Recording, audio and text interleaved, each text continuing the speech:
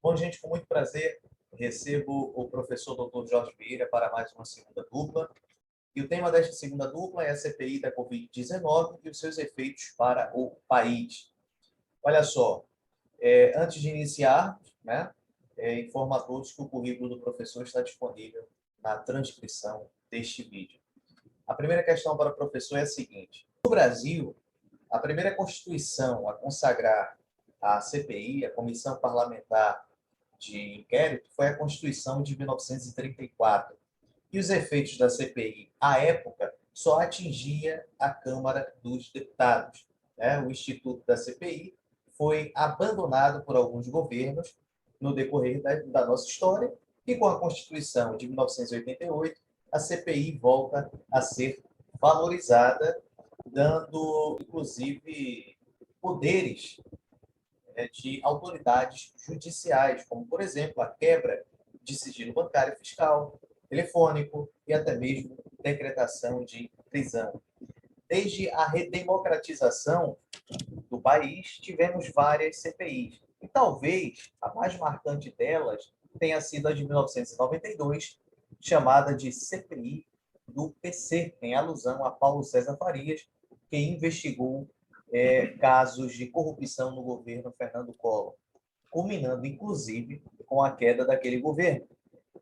Aquela CPI não terminou em pizza. A CPI da Covid, o senhor acredita que possa terminar em pizza, professor? Boa noite, Gabriel.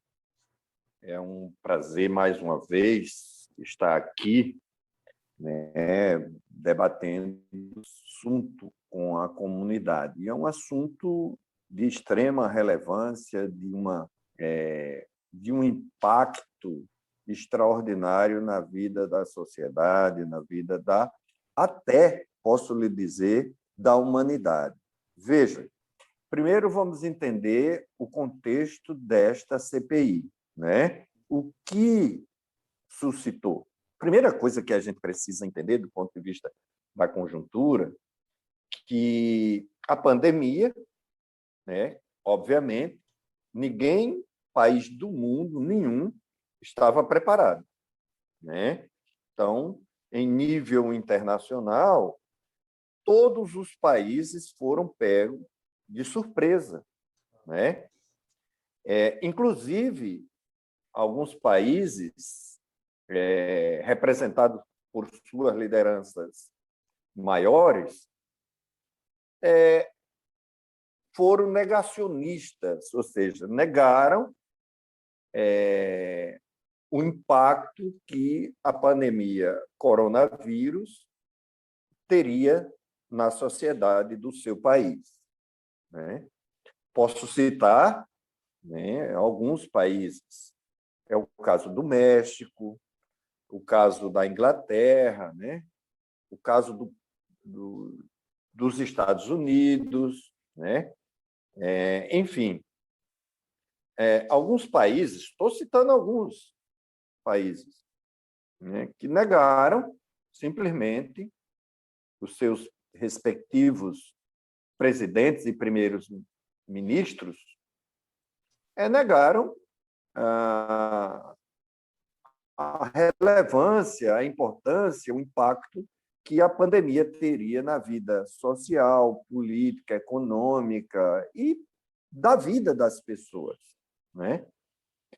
Que também aqui no Brasil, à frente da presidência da República e seus seguidores, o Jair Bolsonaro, também negou a relevância. Foi o discurso de que seria uma gripezinha. Efetivamente, compraram a ideia do que eles chamam de mito, do mito, né? Ora, diferentemente do restante do mundo, o Brasil continuou, a partir de suas lideranças, negando o impacto que o vírus teria sobre o povo brasileiro. Ora, o primeiro-ministro, Boris, na Inglaterra, imediatamente, né, não só se vacinou, mas foi para a sociedade defender o lockdown, né? O México, o presidente do México, o presidente dos Estados Unidos, né? À época, o Trump, aquele que alimentou no presidente do Brasil a sua ideologia, a sua concepção, o Trump também, na Casa Branca, então o presidente dos Estados Unidos, não só se vacinou, mas cuidou de apoiar a vacina, tomar medidas de precauções, investir na economia, enfim, tomou medidas importantes para diminuir o impacto na sociedade americana, ou estadunidense. Diferentemente daqui do Brasil, o que é que aconteceu? O presidente Jair Bolsonaro continuou, né, negando o que a ciência está preconizando, demonstrando, alertando, né? Não só continuou negando tudo isso, mas incentivou ele próprio a aglomeração, não investiu efetivamente do ponto de vista econômico, pelo contrário, retirou dinheiro do orçamento para pesquisa científica. Então, veja, então foi construído paulatinamente o que ele compreendia e compreende, que ele continua defendendo. O auxílio emergencial, a mesma coisa. Por ele nem tinha auxílio emergencial. Mas quando o Congresso, ainda em 2020, aprovou o auxílio de R$ 600, ele defendeu que deveria ser de R$ 200. Então, foi o Congresso que tomou a posição de R$ 600. 2021 entra, e ele dizia que em 2020, que a pandemia já estava no final, nós temos uma segunda onda em 2021, maior do que 2020, né? A segunda onda provocando, chegamos a mais de 4.000 mortos por dia, em 24 horas, né? Então, e aí o auxílio do ponto de vista econômico, hoje ele defendeu o auxílio de R$ 150, que absolutamente não dá para nada para uma família. Praticamente dá para comprar um bujão de gás. Praticamente, um bujão de gás. Né? Sobra R$ 50, R$ 60, né? Dependendo do local. Então, você veja, o quadro, então, se agravou. Nós estamos com um número de mais de 400.000 mortos da Covid. O Brasil está paralisado do ponto de vista econômico, o Brasil está paralisado do ponto de vista social, a economia entrou no caos já, a inflação, a cada momento, quem vai ao supermercado sabe disso, e a saúde, um caos. A ocupação dos leitos chegando a 100% em alguns lugares, 90%, 95%, 98%.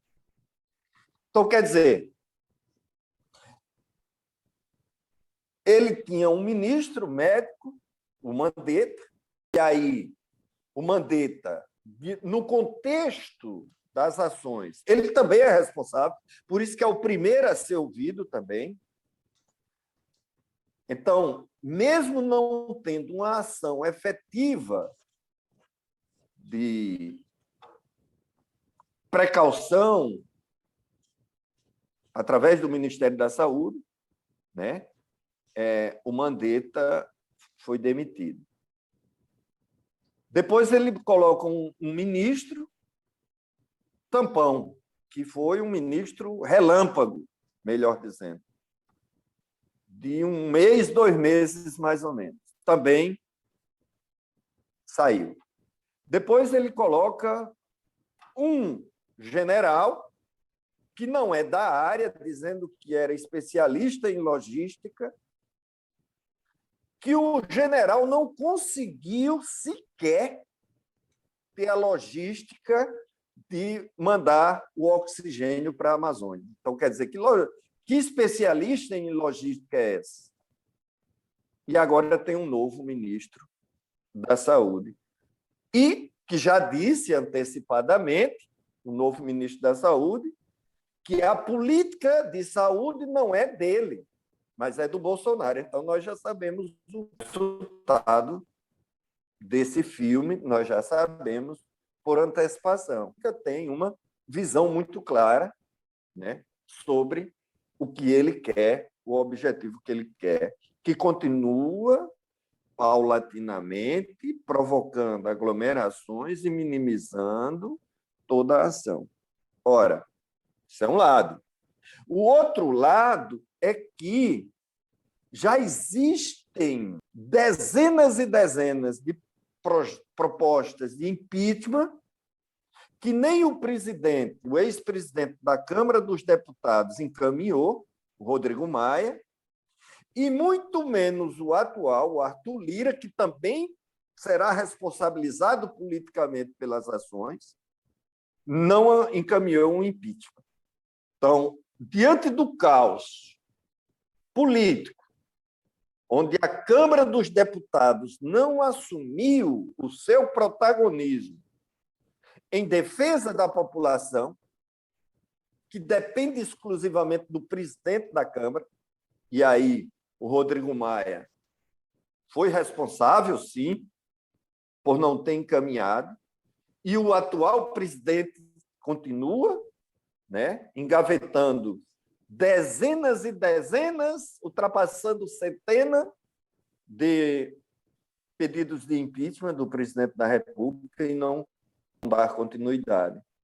Precisou, então, que o senador da Rede, um outro parlamentar, né, encaminhar, né, o pedido da criação, porque o próprio presidente do Senado, mesmo obedecendo todas as regras constitucionais do pedido de CPI, o atual presidente do Senado não encaminhou.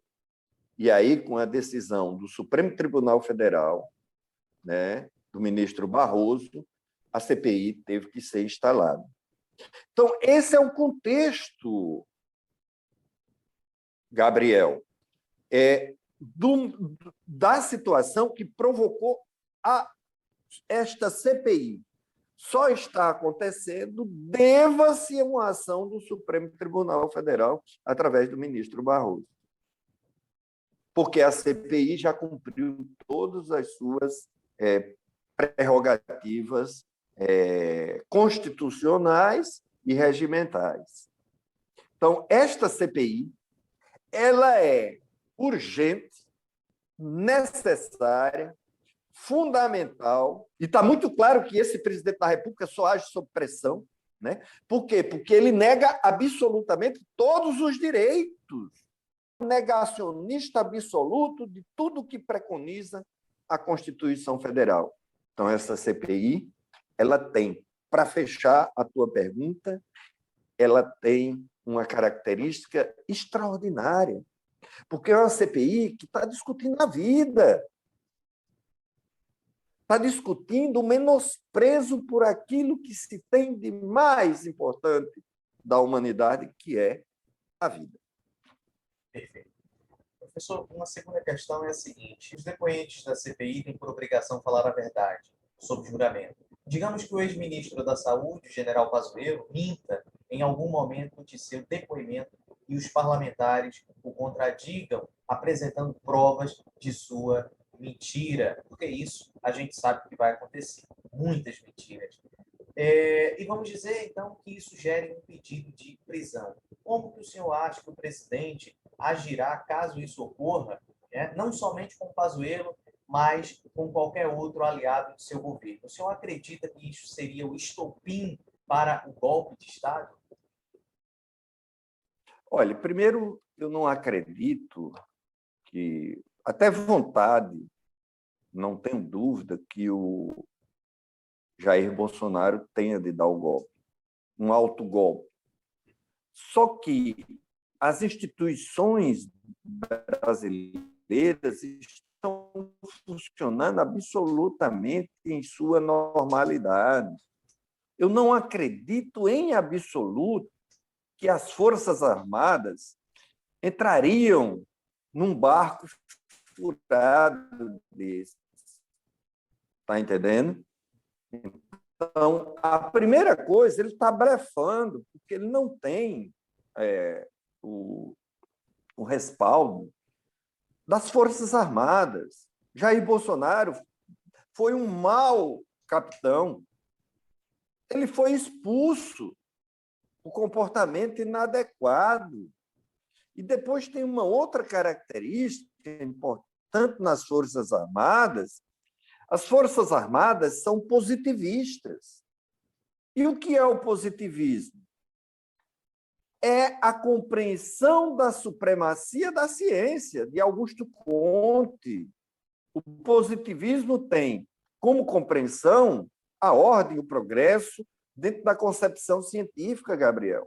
Então, isso é uma primeira coisa. Segunda coisa, o Pazuello.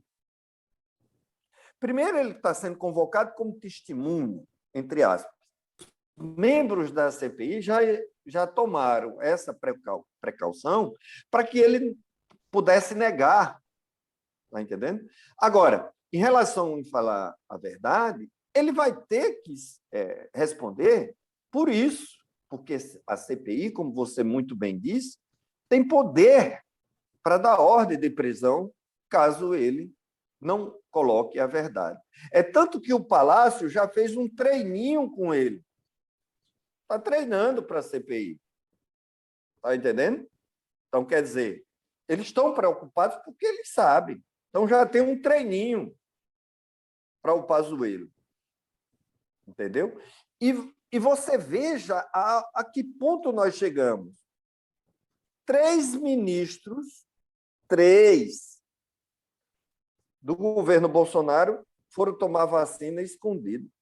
Olha a que ponto nós chegamos, Gabriel. É um absurdo, né? 3 ministros, inclusive ministros com alta patentes, né? Que teve que tomar a vacina escondida do presidente. Parece a criança comendo o bolo escondido do pai. Entende?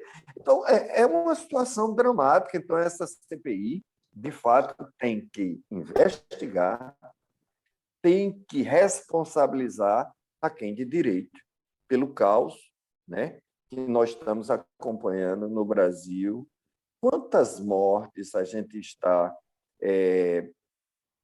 vendo? Quantas pessoas amigas que estão desaparecendo do nosso meio? E se nós tivéssemos ações com absoluta convicção, ações coordenadas entre os entes federativos, governo federal, em nível do Estado e em nível municipal, porque nós temos uma excelência que é o nosso Sistema Único de Saúde, que tem competência, que tem profissionais, que tem uma rede de organização capaz de ter resolvido esse problema e diminuído o impacto que nós estamos vendo hoje da pandemia. Perfeito. Professor, uma próxima questão é a seguinte: é notório que o governo federal tenta de todas as formas possíveis, né, embarrear e maquiar os efeitos da CPI, que, sem sombra de dúvidas, irá desgastar ainda mais a sua imagem perante o Brasil e o mundo. O senhor acredita que toda essa preocupação do governo seja não pelas mais de 400 mil vítimas da Covid, mas sim pelos efeitos que isto pode causar nas eleições presidenciais de 2022? Olha, já está posto que ele não tem preocupação nenhuma com a vida, esse governo.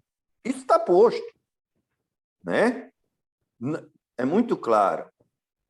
Então, ele está envolvido em proteger os amigos, como naquela fatídica reunião, o que ele disse, né? Mesmo o próprio Bolsonaro disse que não podia deixar os amigos e a família desprotegida, né? Não ia deixar ocorrer essas coisas. Então, a preocupação dele, na verdade, não é com a vida, mas com a família e com o capital internacional. Agora, já tem análise do ponto, agora falando a análise política propriamente dita das eleições, que é possível até que o Bolsonaro não chegue nem ao segundo turno, que ele possa já perder, né, no primeiro turno das eleições. Porque, olha, vamos lá. A ação e a omissão de Bolsonaro quanto à pandemia, a crise econômica profunda, o desemprego, que já ultrapassou aos 14 milhões de desempregados. Aí você contabilize mais 3 milhões que desistiram de procurar emprego porque não conseguiram mais, já vão para 17. Milhões de pessoas entrando no nível da miséria, da extrema miséria, né? É um caos. E ainda nós tivemos, no dia 1º de maio, agora, em 11 estados, né, manifestações pró-Bolsonaro dos seus seguidores. É um negócio... Foi comemorar o quê? O que é que eles foram reivindicar? Né? Primeiro, com bandeiras anticonstitucionais, inconstitucionais, como fechamento do STF. Como em outros momentos, como agora os dois presidentes das casas são pró-Bolsonaro, eles nem falaram no Congresso, mas foram pedir o fechamento do Supremo Tribunal Federal, que é inconstitucional, antidemocrático. Depois eles foram comemorar o quê? Porque estavam tudo felizes e alegres. Mais de 400 mortes? É isso que eles foram? E já tem previsão que logo, logo chegamos a 500 mil mortes. Um caos desse, com certeza a população que tiver minimamente alguns princípios de ética e de moral não tem identidade com um governo desse tipo. Perfeito. Professor, uma penúltima questão é a seguinte. O senhor acredita, um parlamentar inexpressivo, eu não vou nem citar o nome dessa criatura, disse o seguinte, que o erro dos governadores na condução da pandemia foi mais grave que os erros cometidos pelo Bolsonaro. Ou seja, eles estão sempre construindo uma ideia, né, de que não, o presidente não tem culpa nenhuma e quem tem culpa são os outros, ou seja, sempre empurrando a culpa para terceiros. O senhor acredita nisso, professor?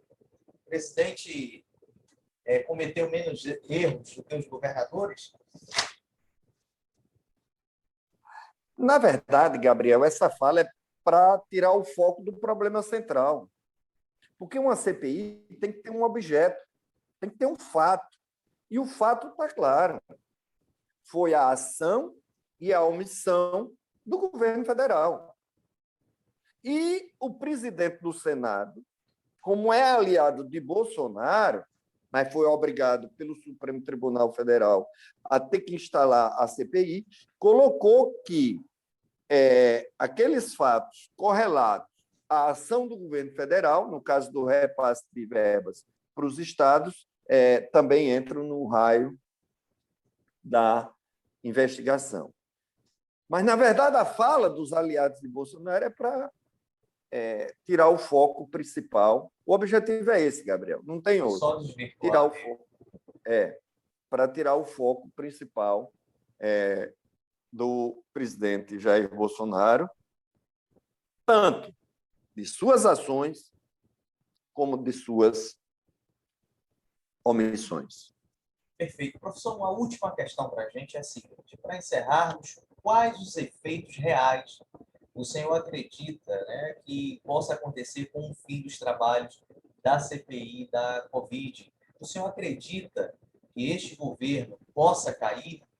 Pois eu imagino que muitos podres irão começar a aparecer nos próximos dias. Ou o senhor acha que é muito cedo para avaliar este cenário de queda do governo? Olha, tem um jargão no Congresso Nacional, no meio político, que diz o seguinte: a gente sabe como começa a CPI, mas não sabe como termina. Está entendendo? Então, assim, eu compreendo efetivamente que essa CPI ela vai dar resultado.